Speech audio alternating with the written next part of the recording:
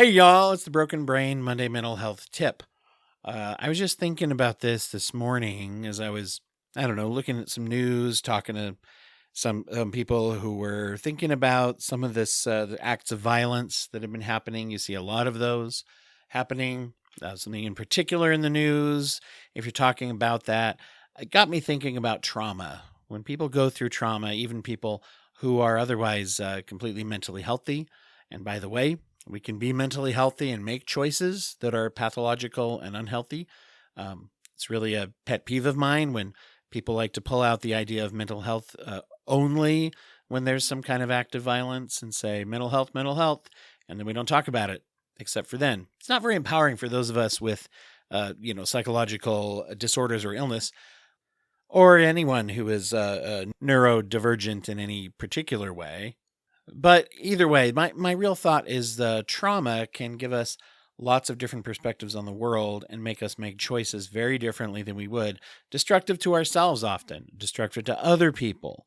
And no matter how you feel about that kind of thing, it unquestionably does a lot of damage, particularly in this case, I'm focusing on the person who might make decisions because of trauma. We often focus on how their choices affect other people. But here's the thing, we all have little t or big T trauma that we face throughout our lives. That means people around you probably do too. In fact, no probably, X the probably, remove the probably. I didn't edit it because I talked about it for 3 or 4 sentences, and that's hard to go edit, guys. It's not that hard, but I left it in there anyway. So, how conscious are we of the trauma that people are going through? And do we say, hey, are you okay? And do we mean it to the point to where they're likely to actually answer us? I think that's big. Many people know to ask right after a trauma. You lost someone or something bad happened to you. You have a betrayal. You have a big change in your life that you didn't plan on and didn't want. People flock around often. Are you okay? Are you okay? If we're fortunate enough that people know, and they do, what they don't do is they don't always come back 3 or 6 or 12 months later or 2 years later or whenever and say, hey, I remember that thing. How you doing with that? It seems like that would still be hard. Are you okay? Or do you ever want to talk about it?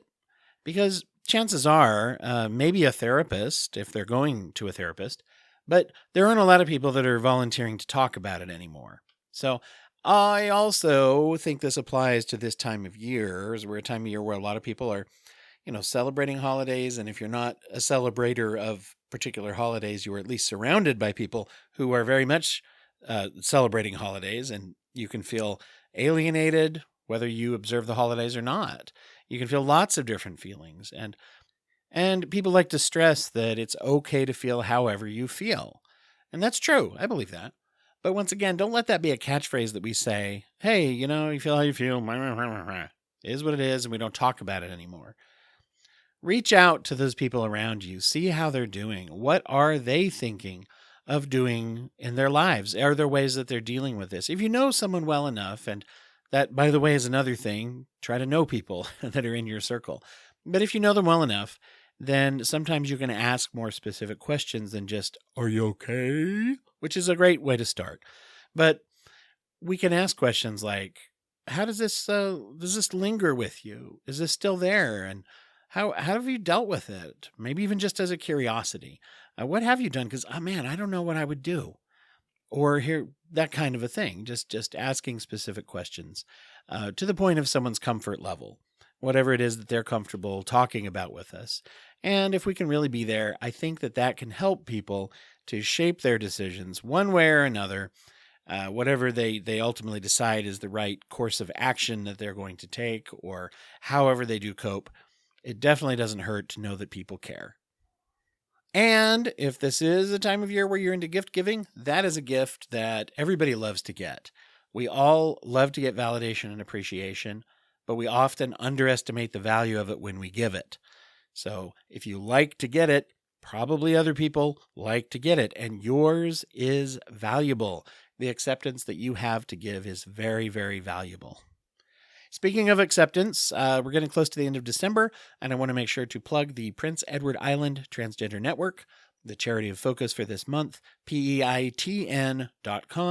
Make sure to check that out. If you're looking for charities or nonprofits that you want to support or be involved in, then please check that out. You will find that coming up, there's going to be some reruns of some of the past Christmassy episodes that I tend to do. I'm recording soon an episode as well that is focused on a particular Christmas special, as is kind of the practice. But so you'll see that new one pop up as well. It'll have a big new in the title. So that's how you'll know the new. That's how you'll know the new. But the others I'm bringing back are ones that we've gotten good feedback, and some of which are actually have been some of the most downloaded episodes we've had. So, all right. Love to y'all. Be back with you again soon. And there'll be a new episode tomorrow. Tomorrow's Tuesday, right?